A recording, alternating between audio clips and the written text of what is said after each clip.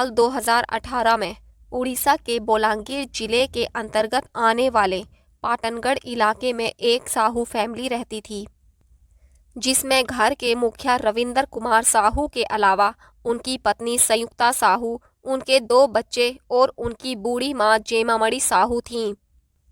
जहां रविंदर कुमार साहू पाटनगढ़ में स्थित जवाहरलाल नेहरू कॉलेज के प्रोफेसर थे, तो वहीं उनकी पत्नी संयुक्ता साहू ज्योति विकास कॉलेज की प्रिंसिपल थीं। उनका बेटा सौम्या शेखर भी बेंगलुरु की एक कंपनी में सॉफ्टवेयर इंजीनियर था, जबकि उनकी बेटी कजाकिस्तान में पढ़ाई कर रही थी। लेकिन उस समय वो अपने भाई की शादी अटेंड करने के लिए वो भी घर पर आई हुई थी। खैर, 18 फरवरी साल 2018 को बेंगलुरु में सॉफ्टवेयर इंजीनियर की नौकरी करने वाले सौम्या शेखर की शादी सोनपुर इलाके की रहने वाली रीमा से हो गई। सब कुछ ठीक चल रहा था, लेकिन फिर शादी के 5 दिन बाद यानी 23 फरवरी 2018 को शेखर की बहन, जो कजाकिस्तान से शादी में शामिल होने के लिए आई थी, वो वापस कजाकिस्तान जा रही थी। उसे एयरपोर्ट तक छोड़ने के लिए उसके पिता रविंदर कुमार भी दिल्ली एयरपोर्ट तक उसके साथ गए थे। इधर उनकी पत्नी संयुक्ता साहू भी कॉलेज में अपनी ड्यूटी पर चली गई थीं। यानी अब घर पर सौम्या शेखर, उसकी पत्नी रीमा और दादी, ये तो 3 लोग ही थे। 12:45 के आसपास का समय था।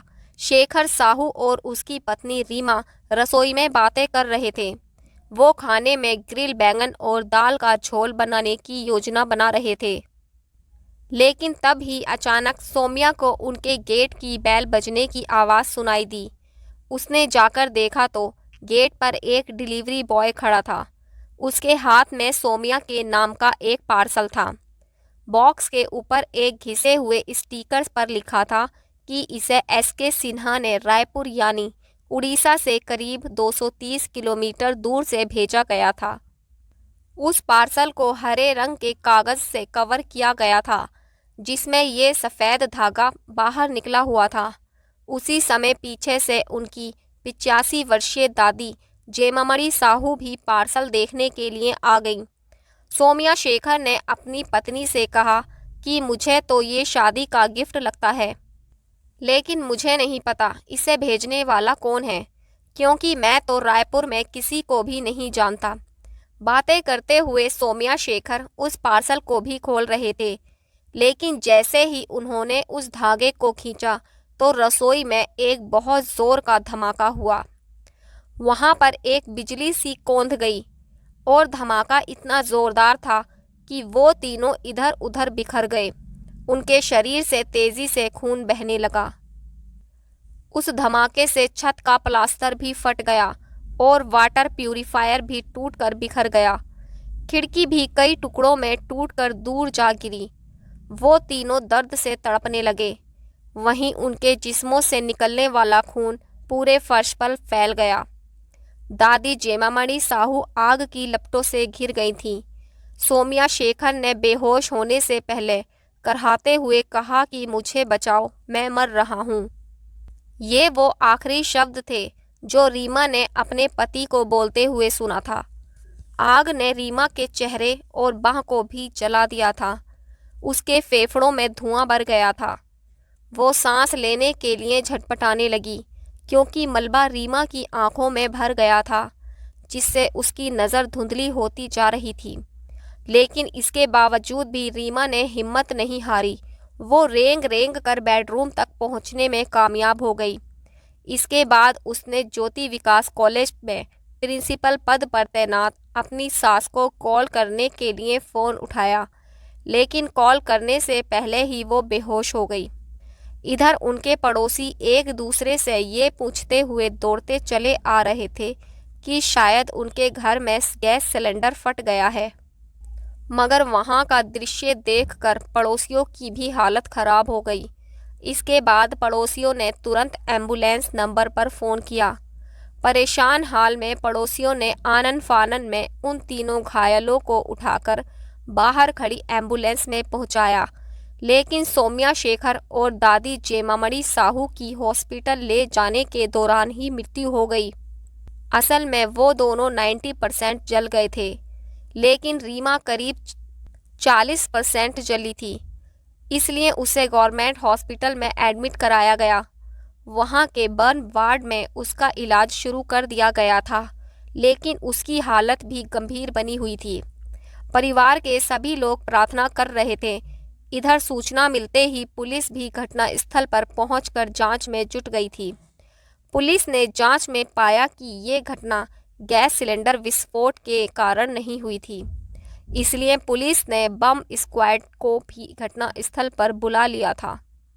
लेकिन जैसे ही बम स्क्वाड की टीम रसोई में एंटर हुई तो वो लोग तुरंत समझ गए थे कि ये बम विस्फोट था, क्योंकि उन्होंने रसोई से बारूद की गंध महसूस की थी। और अब पुलिस को भी यकीन हो गया था कि ये बम विस्फोट ही है, लेकिन उन्हें ये समझ नहीं आ रहा था कि आखिर उस घर में बम कैसे आया था। और जो 3 लोग इस बारे में जानते थे या कुछ बता सकते थे, उसमें से 2 लोगों यानी सौम्या शेखर और उसकी दादी की मृत्यु हो चुकी थी, जबकि रीमा भी अभी भी बात करने की स्थिति में नहीं थी। इसलिए पुलिस रीमा की हालत के बेहतर हो जाने का इंतज़ार करती है, क्योंकि पुलिस के पास इसके अलावा कोई दूसरा रास्ता भी नहीं था।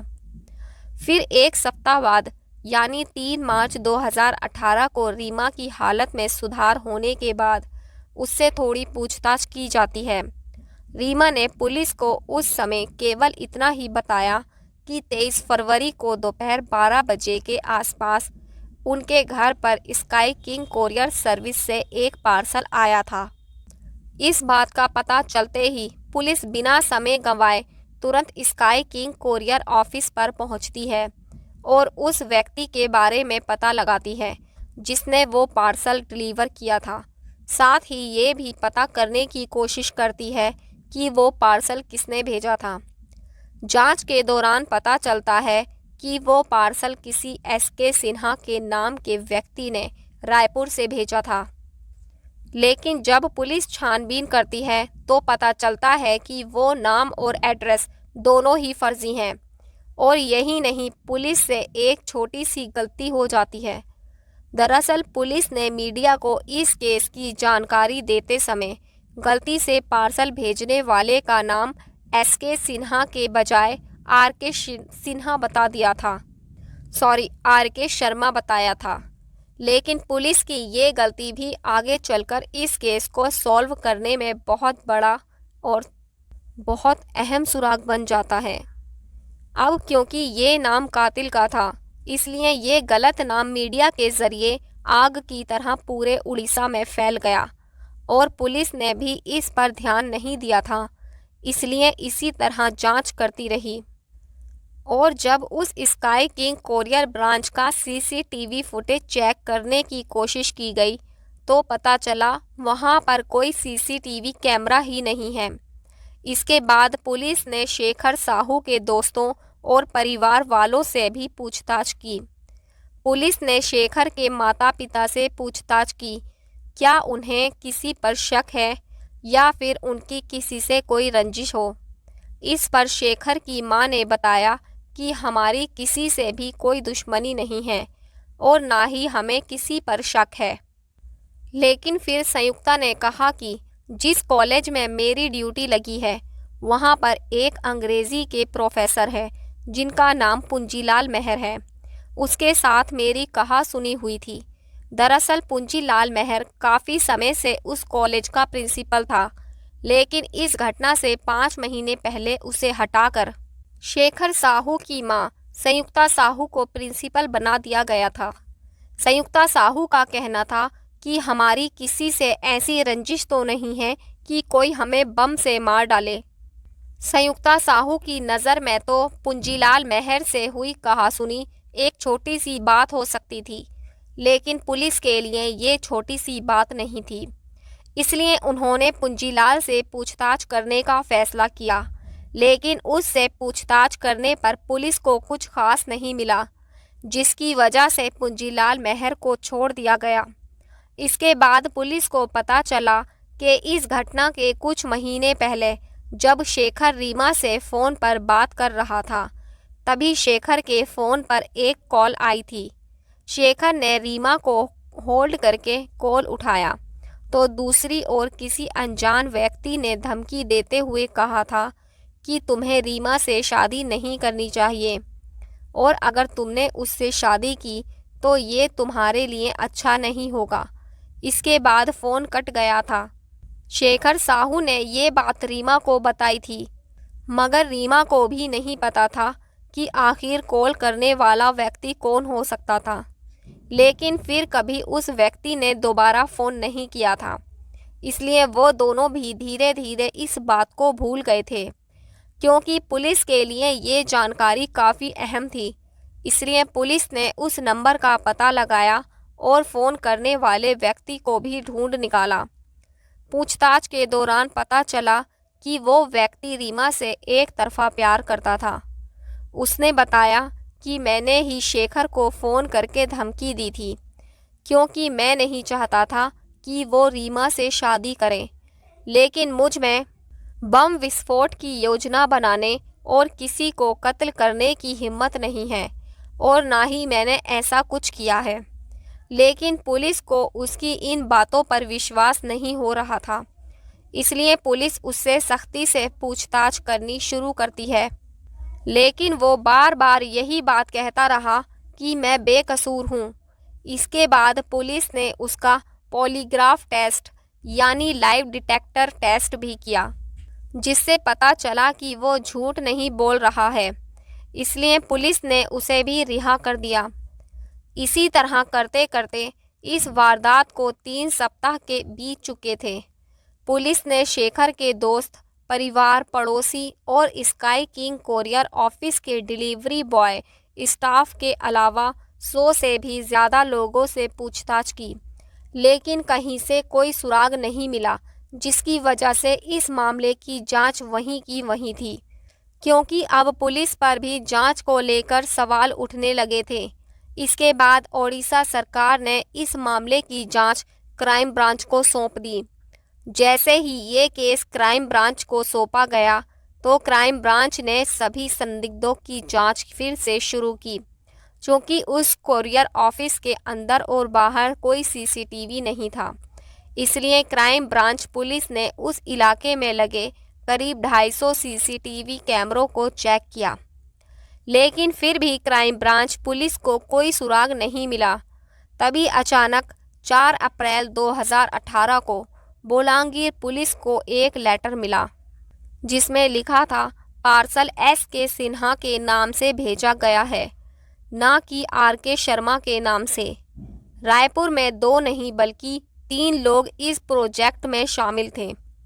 इस विस्फोट का कारण सौम्या शेखर का विश्वासघात है, जिसने जान और करोड़ों रुपये लिए हैं।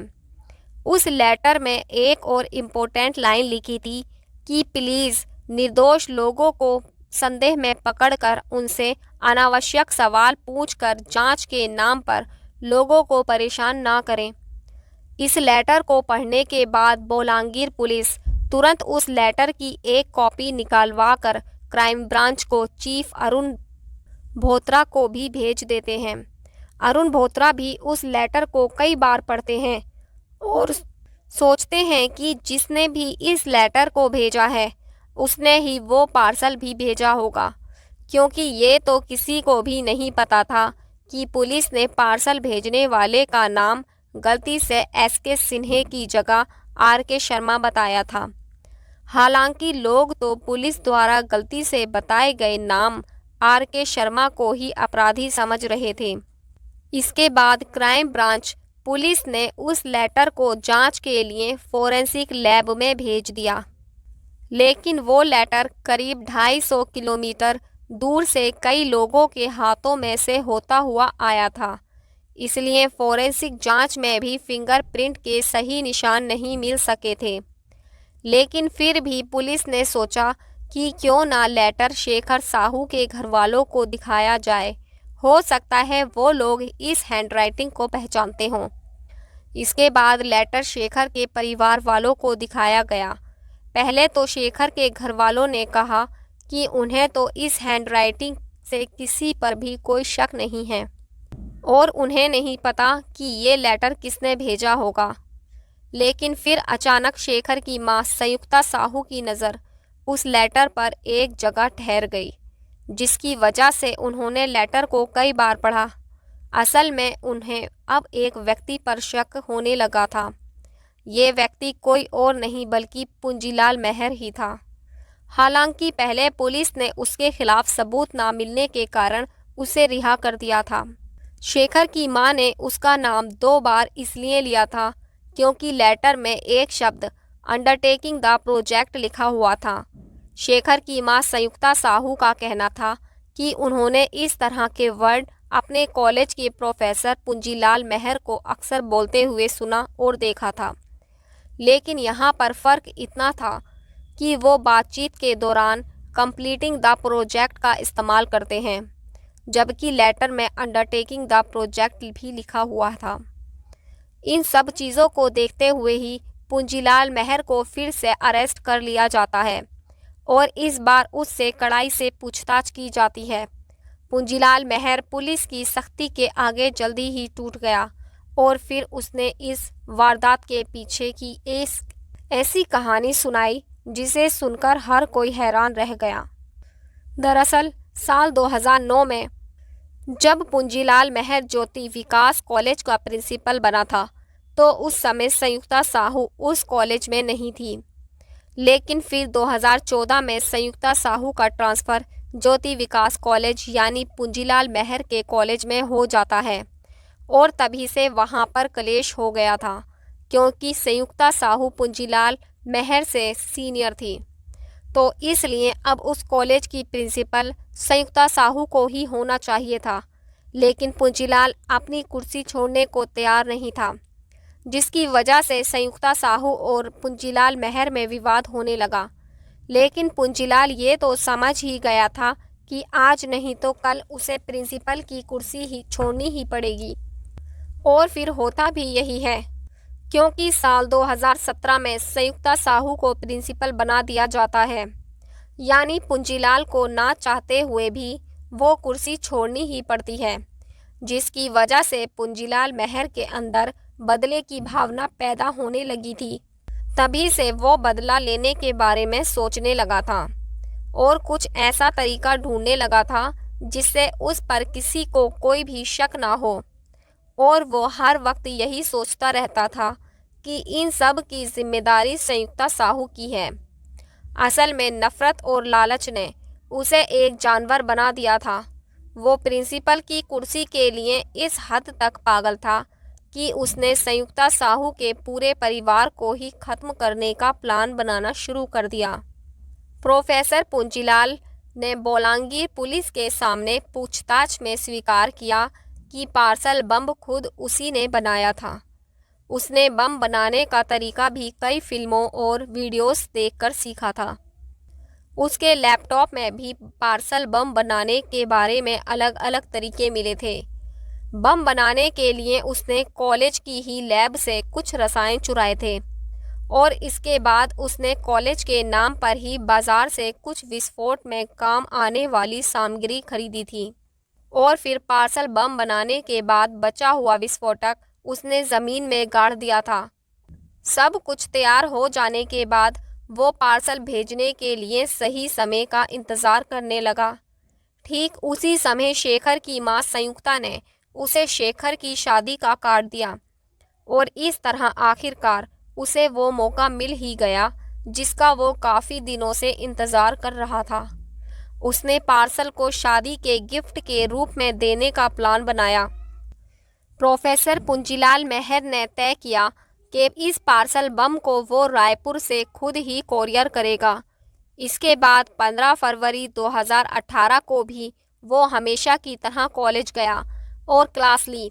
इसके बाद वो जल्दी जल्दी अपने घर पर आया, क्योंकि वो अच्छी तरह से जानता था कि फ़ोन की लोकेशन ट्रेस की जा सकती है। इसलिए उसने अपना फ़ोन घर पर ही छोड़ दिया। इसके बाद पार्सल को लेकर वो रेलवे स्टेशन पर गया। उसने अपनी गाड़ी को वहीं पर पार्क किया और बिना टिकट लिए ही रायपुर की ट्रेन में चढ़ गया, क्योंकि उसे डर था कि अगर वो टिकट लेने जाएगा तो शायद सीसीटीवी कैमरे में भी आ सकता था। इसके बाद जब ट्रेन रायपुर स्टेशन पर पहुंची तो उसने अपने चेहरे को गमछे से ढक लिया।